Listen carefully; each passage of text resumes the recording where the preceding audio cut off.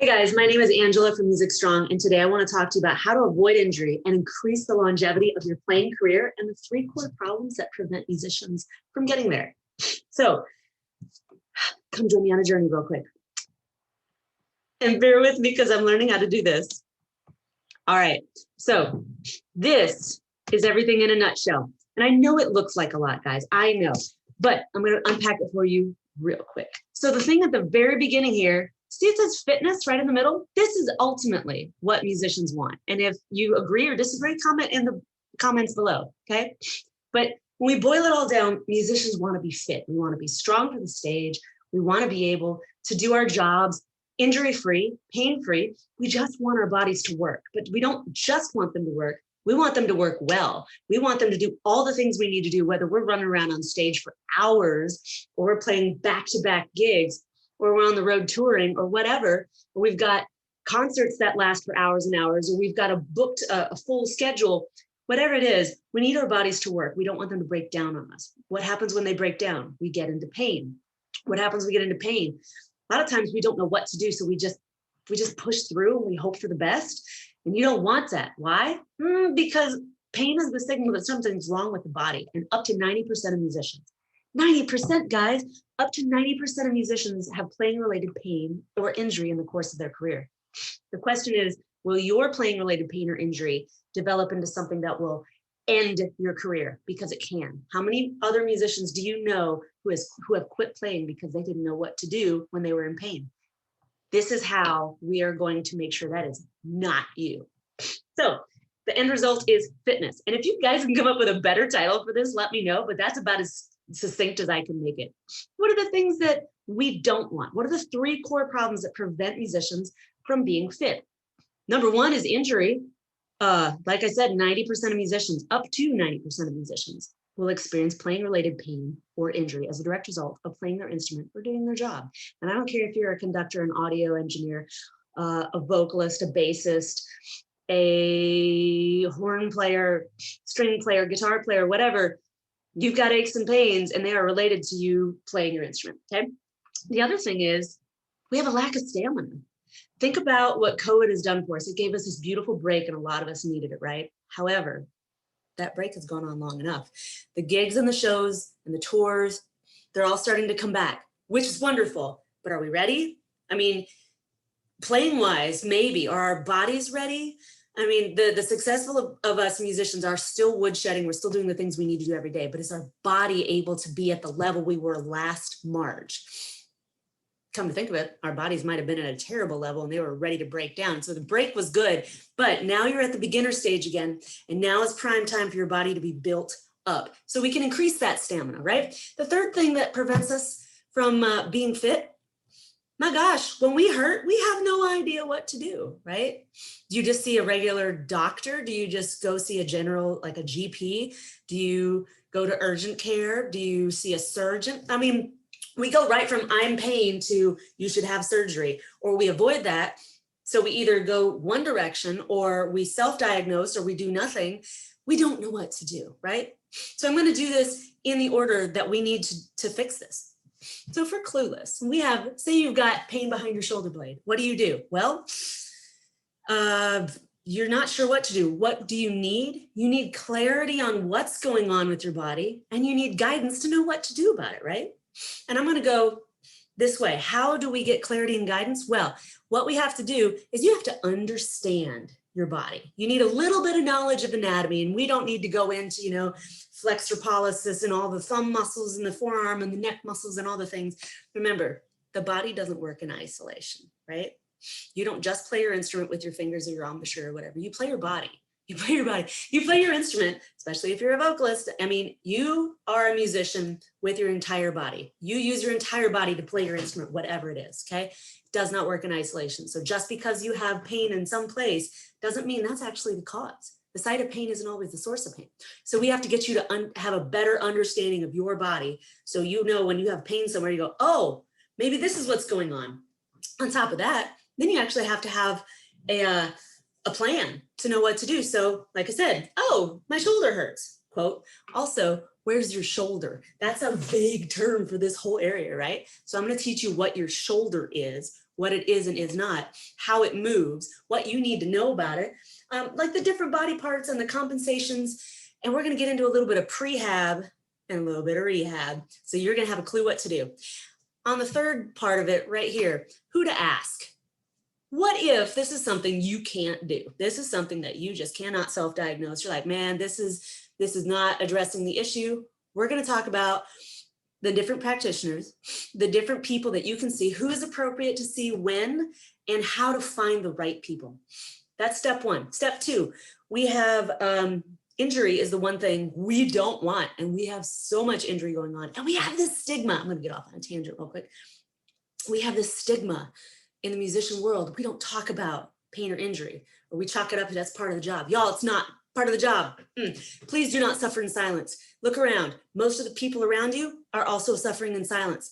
And if you're afraid someone isn't going to hire you, it starts with all of us talking about it. Okay. It also starts with us doing this program. So if we have injury, what do we not? We don't want injury. What do we want? We want to be injury free. So what are the three things that can get us to being injury free? Again, you need awareness. So we have this understanding of our body that we're already building on. Now we're going to get into how do we increase your body awareness? What are some things you can do every day while you're playing, while you're not playing, that makes you more aware of your body? And that's going to translate to better confidence and movement on stage as well. We also need prevention, mobility, correction, that kind of stuff. So there's again, prehab and rehab. So there's going to be some overlap here, lucky for you. But we need some preventative work. So you don't wait until the car breaks to fix it. Well, a lot of us do. So you don't wait to change the oil until the engine dies. Let's put it that way. We need regular maintenance, right? So let's talk about prevention and the things that you can do and what's appropriate for your instrument. So just because if you play bassoon or if you play conductor, listen to me, if you play, say you play bassoon or you play guitar or you're a drummer, the three of you are going to have some overlap, but you don't do the same things. You're not all going to have the same issues. So we need to know what's appropriate for your instrument. And then after that, you need to know what to strengthen. So if you're stretching what's tight and you never strengthen what's weak, we get into this cycle of dysfunction, right? And musicians are really good at being in a cycle of dysfunction. We're really good at mobilizing. We're really good at stretching. Well, we do stretches we do this. Why do we do that? Do you know why you're doing that? This program is to teach you why you shouldn't more than likely do that. Well, maybe some of you should do it on one side. In any case, you're going to know why you should or should not do that. And also, don't do this for 3 seconds. You just wasted your time. How long should you? I'm going to teach you that. But you also need to know strength, okay? How to strengthen your body with or without equipment, what's appropriate for your instrument, and how to figure it out yourself so you can take care of you and get on with your playing career and have a longer, stronger playing career, not worried about injury. Which leads us to the third point, which is lack of stamina. I don't know about y'all, but I'm about to get back into the orchestral playing. And when we were doing 2.5-hour rehearsals twice a day, followed by a concert, y'all, that's a lot of playing, right? And when we've gone from 5-7 hours a day, maybe to 1 hour a day or less, even just depending, you have to spend time building up that endurance to be able to do what you do.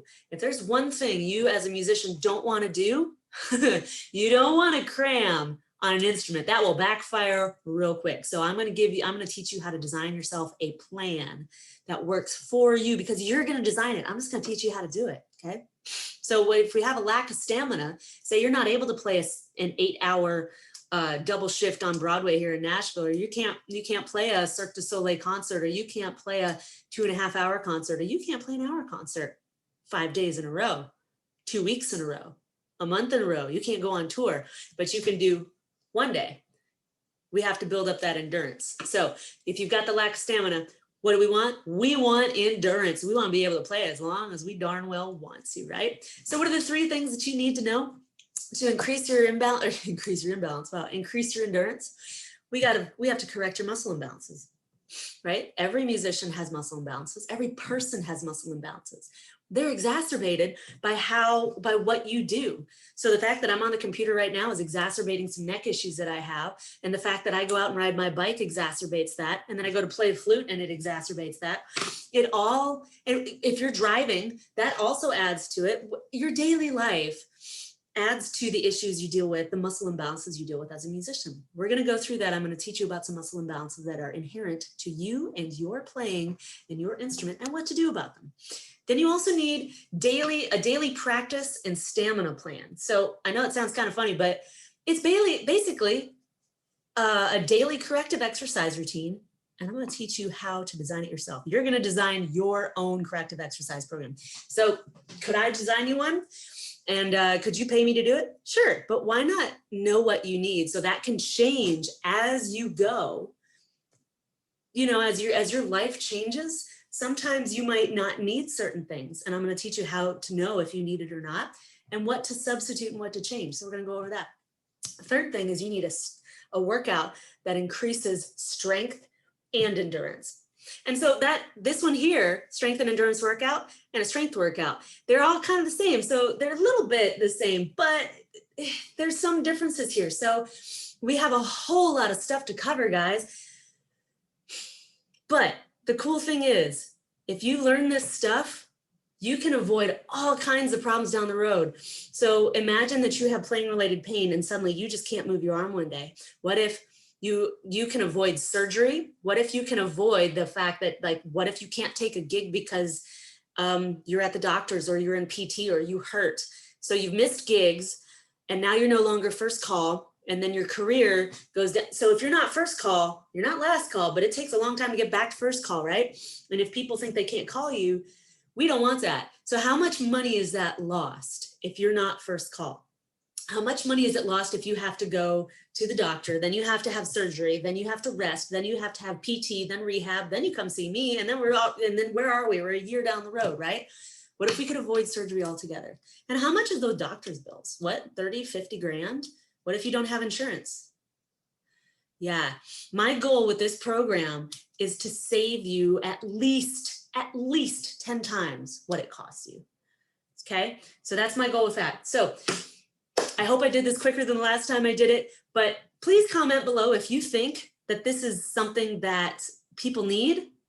And if you'd like some help with this, I'm starting a new group this month to address the very things, these things that musicians need to avoid injury and increase the longevity of your playing career and to know what to do. So if you want to know more, comment the word fitness below and I will send you all the details. Okay, guys, thanks. Have a great day.